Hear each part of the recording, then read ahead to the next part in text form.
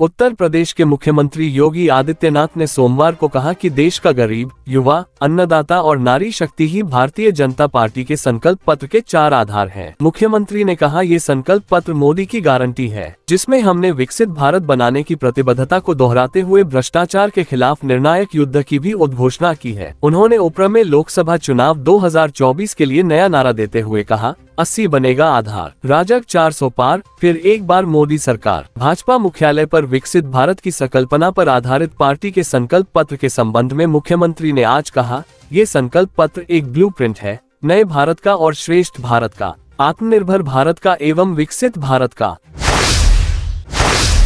बरेली पहुंचे deputy CM Keshav Prasad Maurya ने कहा कि 2024 के लोकसभा चुनाव में मोदी जी के नाम की आंधी नहीं बल्कि सुनामी चल रही है और उत्तर प्रदेश की सभी 80 लोकसभा सीटें भारतीय जनता पार्टी और उसके गठबंधन के साथ ही जीत रहे हैं। देश में 370 से अधिक कमल खिल रहे हैं और 400 से अधिक एनडीए के साथ ही जीत कर आ रहे हैं और तीसरी बार प्रचंड बहुमत से हमारी सरकार बन रही है। 6-4-4-0-0 पार, फिर एक बार प्रचंड बहुमत की सरकार बनने जा रही है। डिप्टी सीएम ने सपा के अखिलेश यादव को लेकर तीखी प्रतिक्रिया की। बरेली लोकसभा सीट से भाजपा प्रत्याशी छत्रपाल गंगवार और आंवला से धर्मेंद्र कश्यप ने अपना नामांकन पर्चा दाखिल किया।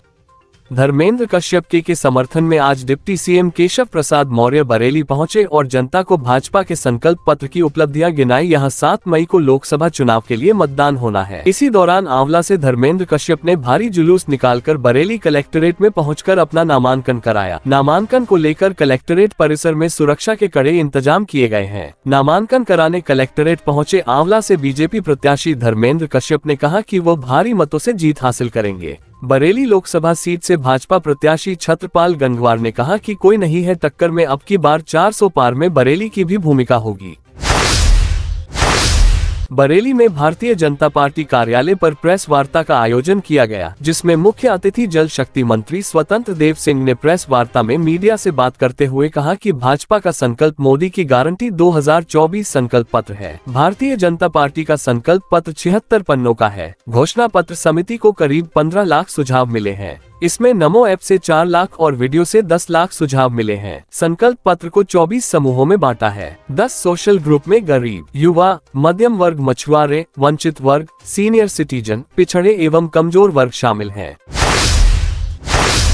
बरेली की आंवला लोकसभा सीट से भाजपा प्रत्याशी धर्मेंद्र कश्यप पर विवादित बयानबाजी के आरोप में बसपा प्रत्याशी आबिद अली को नोटिस जारी किया गया है। रिटर्निंग ऑफिसर ने नोटिस जारी कर उनसे 48 घंटे के अंदर जवाब मांगा है। नोटिस में ये भी कहा गया है कि जवाब न मिलने व संतोषजनक न होने पर आचार संहिता उल्लंघन में कार्रवाई की जाएगी। आंवला संसदीय क्षेत्र के गांव मनौना में बसपा प्रत्याशी आबिद अली ने सभा को संबोधित किया था। इस सभा का वीडियो सोशल मीडिया पर वायरल हुआ है। इसमें आबिद अली कह रहे हैं कि मैं आंवला का मालिक हूं, आंवला की सीमा में घुसने को तरस जाओगे, तुम्हारी गाड़ी बिना हमारी मर्जी के आंवला की सड़कों पर चल नहीं पाएगी कश्यप जी। वो आगे होश में रहने की बात कहते हैं। ये भी कहा कि धर्मेंद्र कश्यप तुम अब सांसद नहीं हो, तुम भी प्रत्याशी हो और हम भी प्रत्याशी हैं। आबिद अली ने भाजपा प्रत्याशी धर्मेंद्र कश्यप पर व्यक्तिगत टिप्पणी भी की। बरेली जिलाधिकारी रविंद्र कुमार ने बताया कि जब किसी जगह का स्थानीय तापमान लगातार 3 दिन वहां के सामान्य तापमान से 3 डिग्री सेल्सियस या अधिक बना रहे तो उसे लू या हीट वेव कहते हैं। जब वातावरणीय तापमान 37 डिग्री सेल्सियस तक रहता है तो मानव शरीर पर इसका कोई दुष्प्रभाव नहीं पड़ता है, परंतु जैसे ही यह तापमान इससे अधिक बढ़ जाता है तो हमारा शरीर वातावरणीय गर्मी को शोषित करने लगता है। परिणामस्वरूप शरीर का तापमान प्रभावित होने लगता है। गर्मी में उच्च तापमान में ज्यादा देर तक रहने से या गर्म हवा के झोंकों के संपर्क में आने पर लू लगती है। हीट स्ट्रोक के लक्षण गर्म, लाल, शुष्क त्वचा का होना और लगातार पसीना आना, नब्ज अर्थात पल्स का तेजी से चलना, श्वास गति में अत्यधिक तेजी का हो जाना, व्यवहार में परिवर्तन यथा भ्रम की स्थिति पैदा होना, सिर दर्द, मितली, थकान, चक्कर आना और कमजोरी महसूस होना, ये सब इसके लक्षण हैं। मुख्य कोषाधिकारी व्यय अनुवीक्षण सेल ने जनपद के समस्त पेंशनर्स एसोसिएशन को अवगत कराया है कि लोकसभा सामान्य निर्वाचन 2024 में मतदाताओं की सुविधा हेतु जिलाधिकारी रविंद्र कुमार के सतत प्रयास से एक मोबाइल एप्लीकेशन माई बूथ ऐप बनाया गया है। इसमें मतदाताओं की सुविधा हेतु कई महत्वपूर्ण सूचनाएं हैं। जिसमें मतदान की तिथि को बूथ पर कतार में लगे लोगों की संख्या जानी जा सकती है एवं गूगल मैप की सहायता से बूथ पर पहुंचने में भी सुविधा होगी, जिससे लोगों को लंबी कतार में नहीं लगना पड़ेगा। ऐप में संबंधित बीएलओ का मोबाइल नंबर भी उपलब्ध है एवं अन्य कई महत्वपूर्ण जानकारियां भी इस एप्लीकेशन में उपलब्ध कराई गई हैं। बरेली में युवक ने नाबालिग को शादी का झांसा देकर अपने प्रेम जाल में फंसा लिया और उसके साथ 4 साल तक दुष्कर्म करने का आरोप लगाया है। जब परिवार वालों ने प्रेमी से शादी के लिए कहा तो उसने साफ इनकार कर जान से मारने की धमकी दी। इस मामले में पीड़िता की मां ने एसएसपी से शिकायत कर कार्रवाई की मांग की है। थाना बारादरी में रहने वाली महिला ने बताया कि उसके मोहल्ले का एक युवक लगभग 4 साल से उनके घर पर आ जा रहा था। इस दौरान उसने उनकी नाबालिग पुत्री को अपने प्रेम जाल में फंसा लिया। 4 वर्षों तक वो लगातार उनकी बेटी के साथ दुष्कर्म करता रहा। आरोपी ने बेटी को शादी का झांसा दे रखा था। जब पीड़िता की मां को इस बारे में पता चला तो उसने आरोपी से अपनी बेटी की शादी करने की बात की, जिस पर आरोपी ने उन्हें जान से मारने की धमकी दी है। एसएसपी घुले सुशील चंद्रभान को शिकायती पत्र देकर कार्रवाई की मांग की है।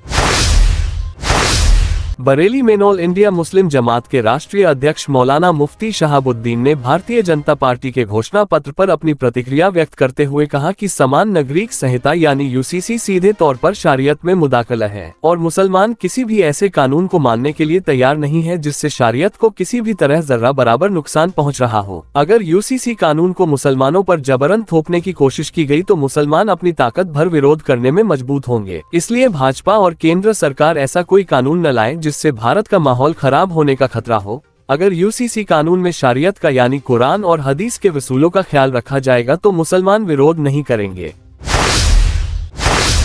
सीबीगंज क्षेत्र में महेशपुर गांव के पास पतंग लूटने की कोशिश में 2 बच्चों की ट्रेन से कटकर मौत हो गई। जीआरपी और थाना पुलिस ने बच्चों के शवों को रेलवे ट्रैक से हटाया। बच्चों की पहचान गांव मिलक महमूदपुर निवासी फैज और महेशपुर निवासी साजिद के रूप में हुई है। बाकरगंज और महेशपुर गांव के बीच में बच्चे रेलवे लाइन के पास पतंगबाजी करते हैं। वहां पर कुछ बच्चे पतंग उड़ा रहे थे और कुछ खेल रहे थे। इस दौरान एक पतंग कट गई। पतंग लूटने की कोशिश में 2 बच्चे रेलवे ट्रैक पर पहुंच गए। इसी दौरान अप लाइन पर ट्रेन आ गई और उससे कटकर दोनों बच्चों की मौके पर ही मौत हो गई।